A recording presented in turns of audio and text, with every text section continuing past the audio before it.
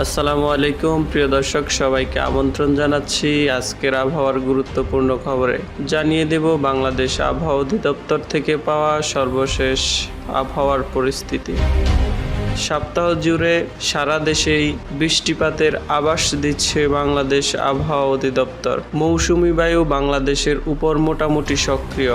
এমন অবস্থায় সারা দেশে কম বেশি বৃষ্টি হচ্ছে। এই সপ্তাহ জুড়ে সারা দেশে বিচ্ছিন্নভাবে কম বেশি বৃষ্টি হতে পারে। সেই সঙ্গে দেশের কোথাও কোথাও মাঝারি ধরনের ভারী থেকে অতি ভারী বর্ষণ হতে পারে।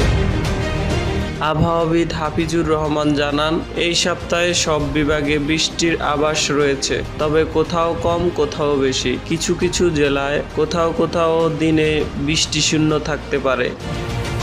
সোমবার 12 আগস্ট আবহাওয়ার পূর্বাভাস জানিয়ে তিনি বলেন, আজ রংপুর, রাজশাহী, ঢাকা, ময়মনসিংহ, খুলনা, বরিশাল, চট্টগ্রাম ও সিলেট বিভাগের অধিকাংশ জায়গায় অস্থায়ীভাবে দমকা হাওয়া সহ হালকা থেকে মাঝারি ধরনের বৃষ্টি, বজ্রবৃষ্টি হতে পারে। সেই সঙ্গে দেশের কোথাও কোথাও মাঝারি ধরনের ভারী থেকে ভারী বর্ষণ হতে পারে।